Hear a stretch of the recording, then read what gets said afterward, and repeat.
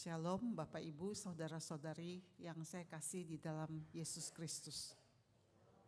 Kita mengucap syukur kepada Tuhan bahwa Allah kita adalah Allah yang tetap setia di setiap musim kehidupan. Kita bersyukur kita sudah memasuki bulan November, akhir bulan November, dan sebentar lagi kita akan memasuki bulan Desember dan mempersiapkan diri memasuki Natal.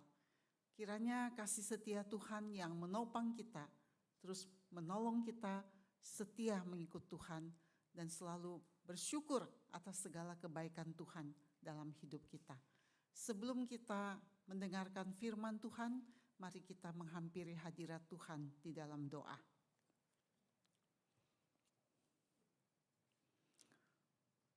Kami memuji dan menyembah Engkau ya Tuhan, Allah yang luar biasa, Allah yang setia, Allah yang ajaib. Kami bersyukur Tuhan untuk pemeliharaan-Mu yang sempurna di dalam kehidupan kami. Pada sore hari ini Tuhan, kami datang kembali menghampiri hadirat-Mu untuk beribadah, untuk menyembah Tuhan, untuk mencari wajah Tuhan. Biarlah kerinduan hati itu terus ada, bahkan ditambah-tambahkan di dalam diri setiap kami. Kami sudah siap Tuhan untuk mendengarkan firman-Mu. Kiranya Allah Roh Kudus bekerja dalam hati setiap kami. Urapi kami dan urapi hamba-Mu dengan kuasa dan pertolongan Roh Kudus. Boleh memberitakan kebenaran firman-Mu. Demi Kristus Yesus kami berdoa. Amin. Kita akan bersama-sama melihat firman Tuhan dari Kolose pasal yang pertama, ayat yang ke-9 sampai dengan ayat yang ke-20. Kita, Bapak Ibu dengarkan, saya akan membacakan Kolose pasal yang pertama dari ayat yang ke-9 sampai dengan yang ke-20. Sebab itu sejak waktu kami mendengarnya, kami tiada berhenti-henti berdoa untuk kamu. Kami meminta supaya kamu menerima segala hikmat dan pengertian yang benar untuk mengetahui kehendak Tuhan dengan sempurna. Sehingga hidupmu layak di hadapannya serta berkenan kepadanya dalam segala hal. Dan kamu memberi buah dalam segala pekerjaan yang baik dan bertumbuh dalam pengetahuan yang benar tentang Allah. Dan dikuatkan dengan segala kekuatan oleh kuasa kemuliaannya untuk menanggung segala sesuatu dengan tekun dan sabar, dan mengucap syukur dengan sukacita kepada Bapa yang melayakkan kamu untuk mendapat bagian dalam apa yang ditentukan untuk orang-orang kudus di dalam kerajaan terang. Ia telah melepaskan kita dari kuasa kegelapan dan memindahkan kita ke dalam kerajaan anaknya yang kekasih. Di dalam Dia kita memiliki penebusan kita, yaitu pengampunan dosa. Ia adalah gambar Allah yang tidak kelihatan, yang sulung, lebih utama dari segala yang diciptakan. Karena di dalam Dialah telah diciptakan segala sesuatu yang ada di sorga dan yang ada di bumi, yang kelihatan dan yang tidak kelihatan, baik singgasana maupun kerajaan, baik pemerintah maupun penguasa. Segala sesuatu diciptakan oleh Dia dan untuk Dia. Ia ada terlebih dahulu dari segala sesuatu, dan segala sesuatu ada di dalam Dia. Ialah kepala tubuh, yaitu jemaat. Ialah yang sulung, yang pertama bangkit dari antara orang mati, sehingga Ia yang lebih utama dalam segala sesuatu. Karena seluruh kepenuhan Allah berkenan diam di dalam Dia, dan oleh Dialah Ia memperdamaikan segala sesuatu dengan dirinya, baik yang ada di bumi maupun yang ada di surga, sesudah Ia mengadakan pendamaian oleh darah salib Yesus Kristus. Saudara-saudari sekalian, surat Kolose ini ditulis oleh Rasul Paulus kepada jemaat Kolose. Kolose pada zaman dulu itu adalah sebuah kota besar, kota metropolitan. Tapi sekarang ini Kolose hanyalah tinggal puing-puing saja yang berada di daerah Turki. Jadi ada beberapa tujuan dan latar belakang Paulus menulis surat kepada jemaat ini, yaitu antara lain ingin menentang ajaran sesat yang merusak doktrin Kristen yang murni pada zaman itu.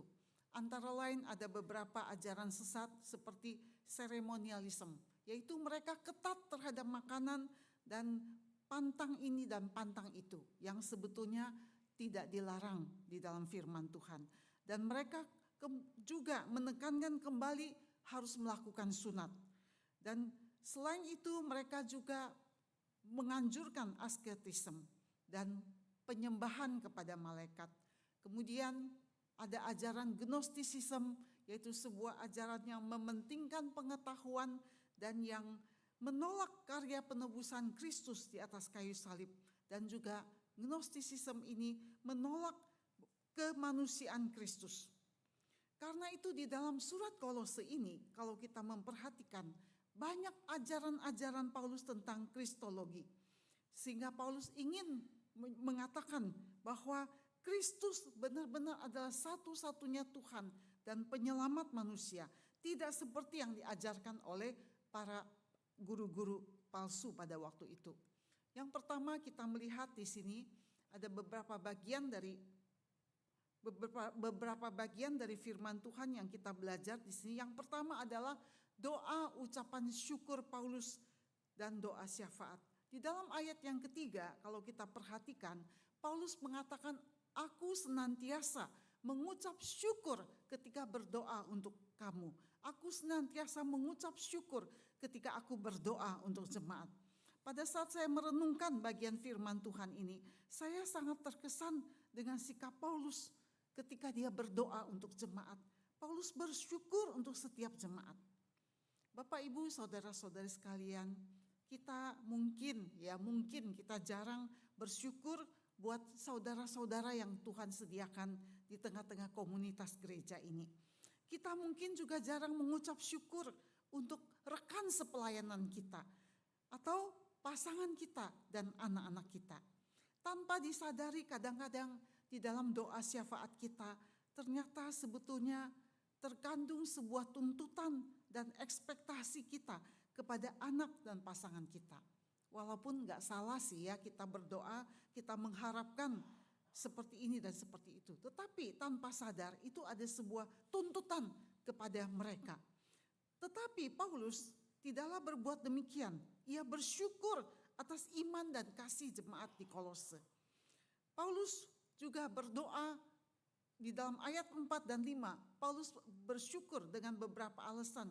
Karena iman mereka, karena kasih dan karena pengharapan mereka di dalam Kristus. Paulus menaikkan syukur kepada Tuhan atas jemaat di Kolose. Bahkan di dalam ayat yang ke-9 Paulus mengatakan, aku tiada berhenti-henti berdoa untuk kamu. Paulus tidak berhenti-henti berdoa untuk jemaat. Dalam arti Paulus tidak lalai berdoa untuk jemaat di Kolose dan memohon 3 hal kepada mereka, untuk mereka, yaitu agar jemaat bertumbuh di dalam Kristus, agar jemaat mengerti kehendak Tuhan dan menjalankannya. Seorang yang bertumbuh di dalam Kristus, maka otomatis dia akan mengerti kehendak Tuhan dan rindu untuk menjalankan kehendak Tuhan, sehingga kita boleh hidup layak dan berkenan kepada Allah. Saudara-saudari sekalian, di kota Melbourne, Australia, ada seorang pendeta wanita. Pada suatu hari di dalam gereja dari pendeta yang digembalakan oleh pendeta ini adalah sebuah gereja Anglican, gereja yang tidak terlalu besar.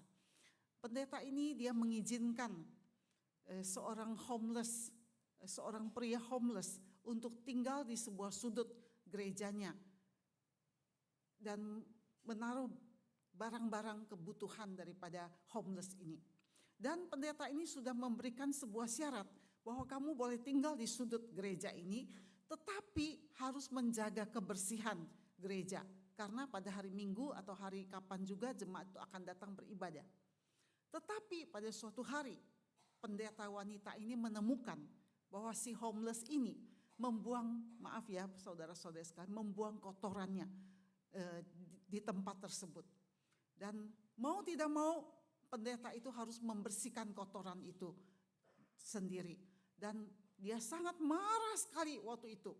Dan dia membuang selimut atau bed cover daripada si homeless itu. Nah, bagi kita mungkin itu tidak seberapa ya bed cover itu.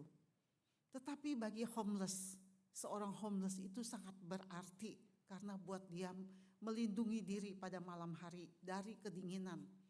Lalu beberapa hari kemudian pendeta ini dia pergi mencarikan bed cover, selimut yang baru untuk homeless ini dan tetap mengizinkan dia tinggal di sudut gereja ini, tapi dengan satu syarat bahwa dia harus menjaga kebersihan. Nah, saudara-saudari sekalian, kenapa pendeta ini berbuat demikian? Sebuah hati, sebuah keinginan, kerinduan hati untuk hidup berkenan kepada Tuhan. Karena dia menyadari bahwa kemarahannya ini telah membuat homeless ini orang lain dirugikan. Walaupun dia juga bersalah. Kerinduan hati untuk hidup berkenan kepada Tuhan membuat kita menjalankan apa yang Tuhan ingin kita lakukan. Mengasihi sesama, mengampuni sesama, dan rela berkorban bagi sesama kita. Nah, saudara-saudari sekalian, itulah yang didoakan oleh Paulus bagi jemaat di Kolose.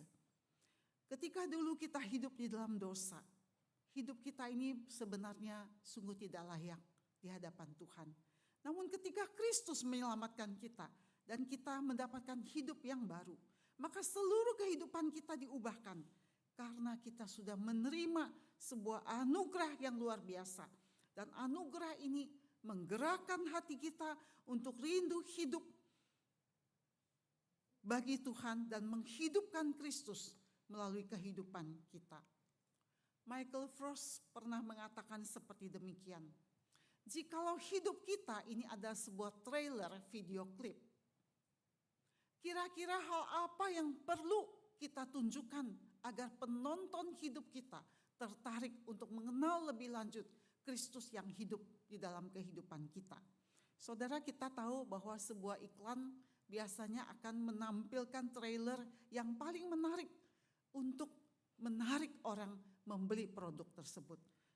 Seorang produser film, dia akan membuat sebuah trailer dari peak atau puncak daripada sebuah film itu supaya bisa menarik banyak penonton. Demikian juga, kalau hidup kita ini kita buat sebuah trailer, kira-kira apa yang ingin kita tonjolkan? Kebaikan apa yang kita ingin tonjolkan? Sehingga penonton kehidupan kita, mereka tertarik untuk mengenal Tuhan kita. Saudara-saudari sekalian, pada zaman Paulus dan pada zaman Romawi Yunani, kuasa supranatural itu sangat sekali dicari dan sangat sekali disukai oleh orang-orang pada zaman dulu. Mereka menyembah dewa-dewa, mereka upacara ritual dan sebagainya dengan satu tujuan untuk memproteksi diri mereka dan tentu saja untuk mendapatkan kekayaan dan pengaruh. Tetapi di sini Paulus ingin jemaat Kolose tahu bahwa ia berdoa secara rutin. Ayat 9 mengatakan tiada henti-hentinya aku berdoa untuk kamu. Agar Allah memberi kuasanya kepada mereka. Agar mereka hidup bagi Allah. Agar mereka memiliki tujuan hidup yang layak dan berarti. Agar mereka mengalami kuasa di atas segala kuasa. Kuasa yang melampaui, kuasa supranatural yang mereka cari. Adalah kuasa di dalam Yesus Kristus. Saudara-saudari sekalian, kuasa ini bukan kuasa untuk tujuan pribadi dan kepentingan diri sendiri. Paulus berdoa, aku berdoa untuk kamu supaya berdoa tiada henti-hentinya. Supaya kamu menerima hikmat, pengertian, dan kuasa untuk mengerti kehendak Tuhan yang sempurna. Saudara-saudari sekalian, jadi kuasa yang diberikan oleh Tuhan, kuasa yang Tuhan berikan itu mensuplai kekuatan ilahi yang dibutuhkan orang-orang yang percaya.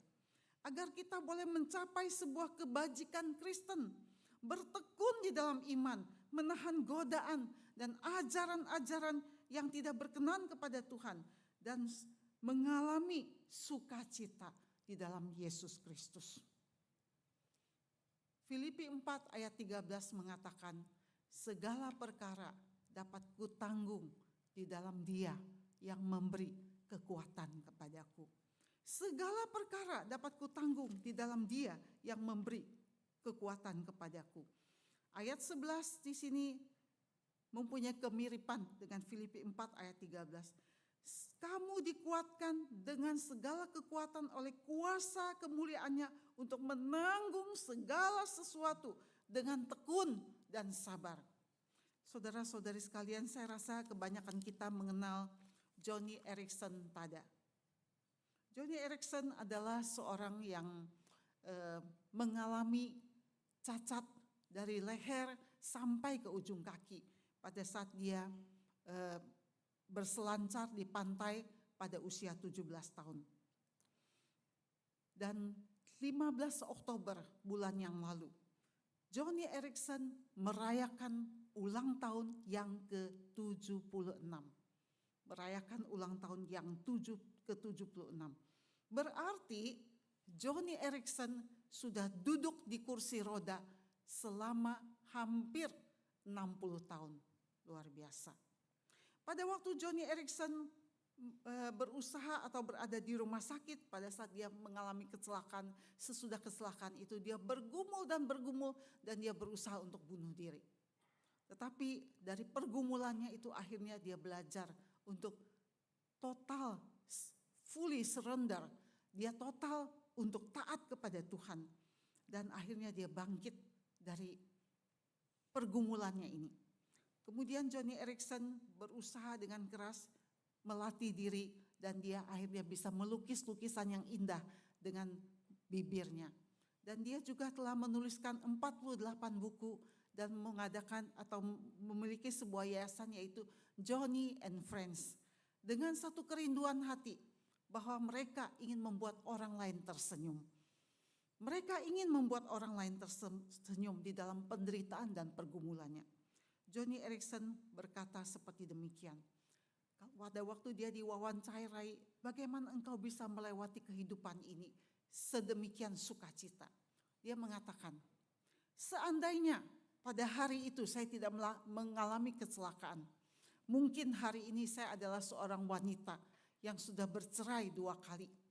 Mungkin saya adalah seorang wanita yang menghambur-hamburkan memakai kartu kredit suamiku over limit. Dan saya hidup amburadul. Tetapi karena Tuhan mendidik, membentuk saya menjadi seperti sekarang ini. Joni mengatakan, I make myself happy. Saya membuat diriku bersukacita, bahagia di dalam Tuhan. Segala perkara dapat kutanggung di dalam Dia yang memberi kekuatan kepadaku. Saudara, saya tidak tahu bahwa apa yang saudara pergumulkan pada hari ini. Masalah apa yang menanggung, yang saudara tanggung? Beban berat apa yang menekan hati kita? Yang jelas, setiap kita pasti ada pergumulan yang berbeda-beda, bukan? Tetapi satu hal yang pasti, janji firman Tuhan.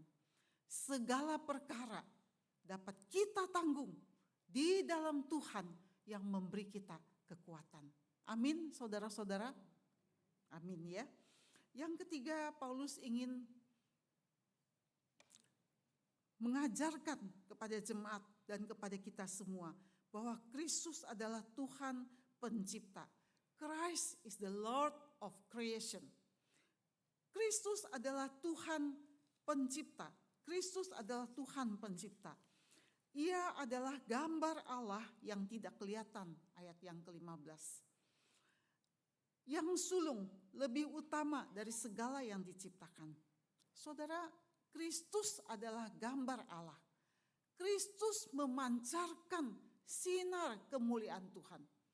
Ia adalah representasi yang persis sama dengan Allah. Dan kita adalah gambar Allah.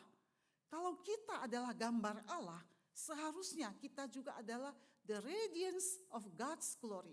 Kristus adalah gambar Allah. Kristus adalah the radiance, adalah radiasi daripada kemuliaan Tuhan. Kalau kita ini juga adalah gambar Allah, seharusnya kita ini juga adalah radiasi daripada kemuliaan Allah. Kita memancarkan kemuliaan Allah dimanapun kita berada. Hidup kita hendaknya memancarkan keindahan dan kemuliaan Kristus di dalam dan melalui kehidupan kita.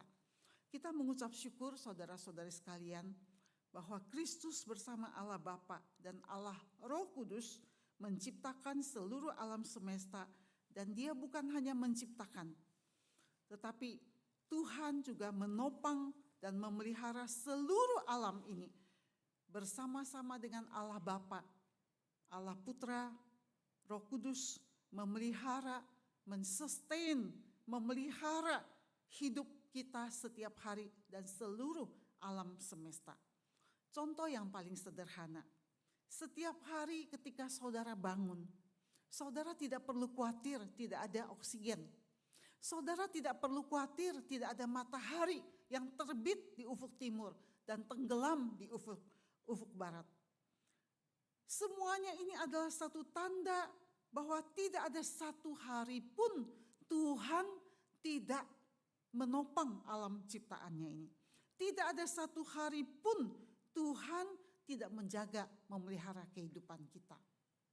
Saya sebagai seorang ibu, saya setiap hari menyediakan makanan buat keluarga saya, buat anak, buat suami saya. Setiap hari saya memikirkan kira-kira besok mereka akan makan apa ya. Dan makanan itu tentu bukan hanya bisa dimakan, suka dimakan, tetapi juga makanan yang sehat. Ya, sekarang ini banyak makanan yang tidak sehat. Lalu kemudian saya merenung lagi. Saya sempat merenung akhir-akhir ini. Kalau saya aja seorang ibu yang biasa, saya tidak membiarkan anak saya sampai tidak ada makanan. Ya, walaupun dia juga bisa GoFood sih, ya, bisa GoFood sih sebetulnya. Saya tidak membiarkan keluarga saya itu tidak tersedia makanan yang baik dan sehat. Saya selalu, tanda kutip, saya selalu setia sebagai seorang ibu untuk melakukan seperti demikian. Apalagi Tuhan, Allah Bapa kita yang di surga, tentu Dia lebih setia lagi menjaga dan memelihara kehidupan saudara dan saya. Sebelum kita memikirkan, Tuhan sudah memikirkan dan menyediakan apa yang kita butuhkan. Karena itu apalagi yang kita perlu khawatirkan dalam hidup ini, saudara.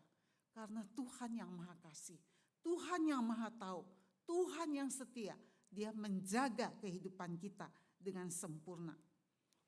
Ayat yang ke-16, karena di dalam Dialah telah diciptakan segala sesuatu. Karena di dalam Dialah telah diciptakan segala sesuatu yang ada di surga, yang ada di bumi, yang kelihatan dan yang tidak kelihatan. By Him, all things are created. Di sini Paulus ingin menekankan supremasi Kristus di atas segala ciptaan.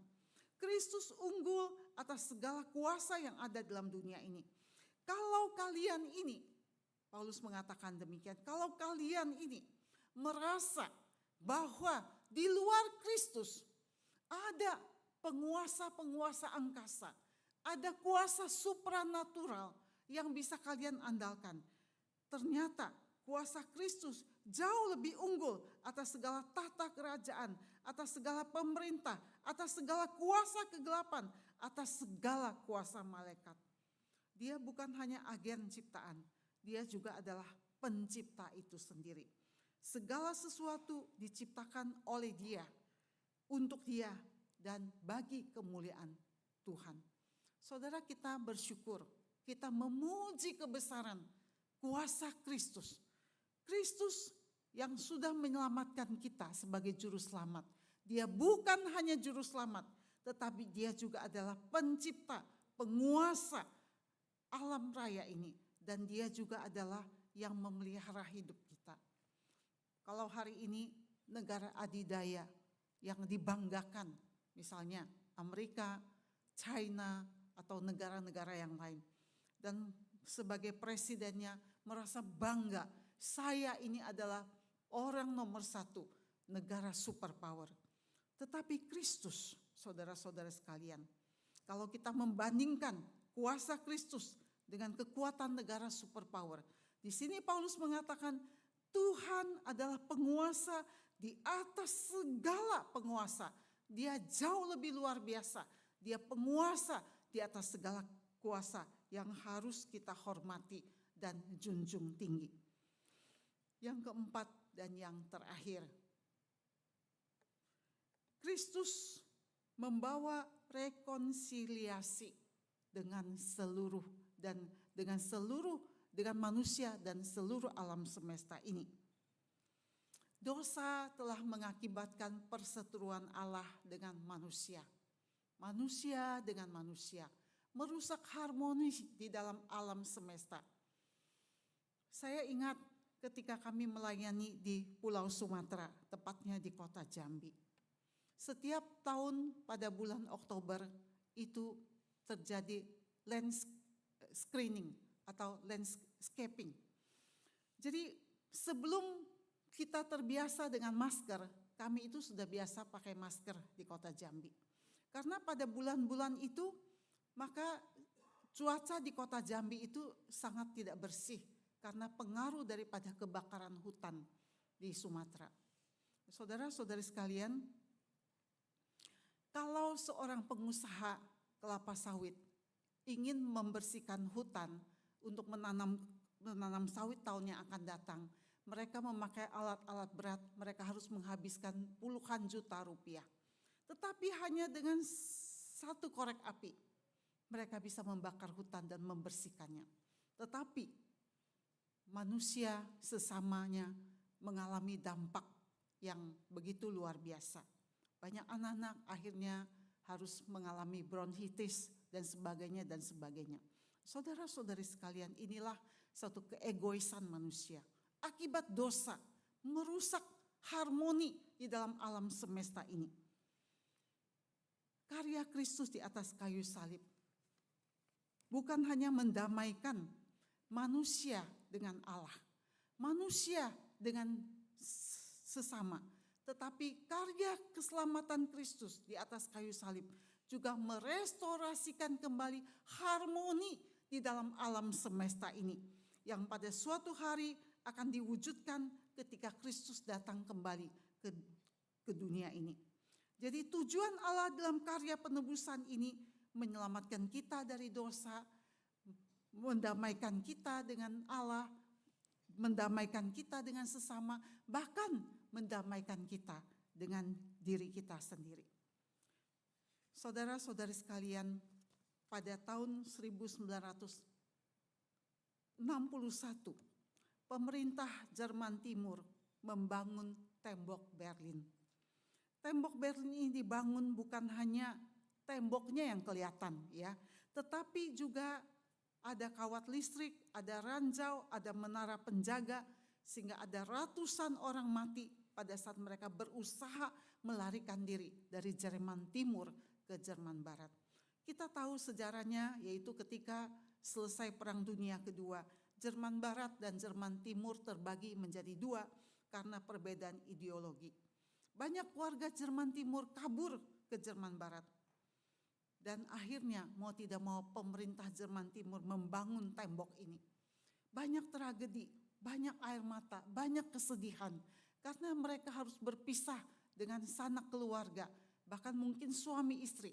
Kalau mereka bekerja di Jerman Timur, keluarganya ada di Jerman Barat, mereka harus berpisah. Banyak tragedi, banyak kesedihan. Saudara-saudari sekalian, setelah 28 tahun tembok Berlin ini berdiri, karena tekanan internasional, maka terjadilah sebuah peristiwa yang sangat bersejarah pada tanggal 9 November 1989. Tembok Berlin ini diruntuhkan. Yang sangat menarik, tembok ini diruntuhkan bukan dengan alat-alat yang berat, bukan dengan traktor. Tetapi tembok Berlin ini diruntuhkan oleh rakyat dengan palu, dengan pahat, Bahkan ada yang dengan tangan yang kosong, dengan tangan telanjang, mereka berusaha menghancurkan tembok ini. Mengapa tembok Berlin ini akhirnya runtuh? Karena hati manusia yang rindu ingin dipersatukan. Hati manusia yang rindu untuk berdamai satu dengan yang lain. Kita mengucap syukur, akhirnya terjadi reunifikasi kedua Jerman, seperti yang kita saksikan pada hari ini. Saudara-saudari sekalian, demikian juga Kristus datang ke dunia ini, melakukan rekonsiliasi antara manusia dengan Allah, manusia dengan alam, manusia dengan sesama, manusia dengan dirinya sendiri. Banyak dari kita atau sebagian dari kita mungkin juga mempunyai banyak tembok Berlin di hati kita, saudara-saudari sekalian. Tembok Berlin itu mungkin tembok kepahitan, tembok kemarahan, tembok dosa, tembok luka masa lalu, tembok hubungan yang retak antara pasangan kita dengan pasangan kita, antara kita dengan saudara, antara anak dan orang tua, antara saudara-saudara seiman yang seharusnya saling mengasihi di dalam gereja Tuhan. Kadang kita merasa bahwa tembok itu terlalu besar dan kuat, atau kadang kita merasa tembok itu sudah berdiri terlalu kokoh dan terlalu lama dalam hati kita. Tetapi jangan putus asa, saudara-saudara. Tuhan sanggup merobohkan tembok-tembok itu di dalam hati kita. Asal kita bersedia datang, merendahkan diri di hadapan Tuhan. Apakah hari ini ada kecongkakan? Apakah hari ini ada kesombongan? Merasa diri lebih baik dari orang lain? Sehingga kita tidak rela merendahkan diri, memohonkan sebuah maaf atau memberi maaf kepada saudara-saudara yang kita kasihi. Saudara, Tuhan sanggup. Dia sanggup merobohkan tembok tersebut. Asalkan kita rela memohonkan belas kasihan dan pengampunan daripada Tuhan. Biarlah Tuhan mengerjakan rekonsiliasi di dalam kehidupan kita, sehingga kita mengalami sukacita, damai sejahtera, dan kita diperdamaikan kembali dengan Allah, dengan sesama, bahkan dengan diri kita sendiri. Mari kita berdoa.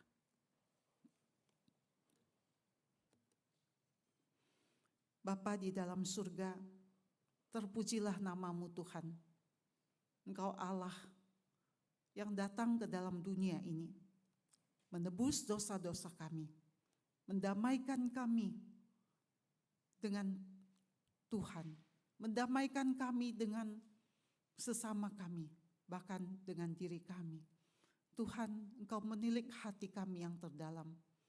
Jikalau pada hari ini masih ada tembok-tembok Berlin yang kokoh di dalam hati kami, oleh karena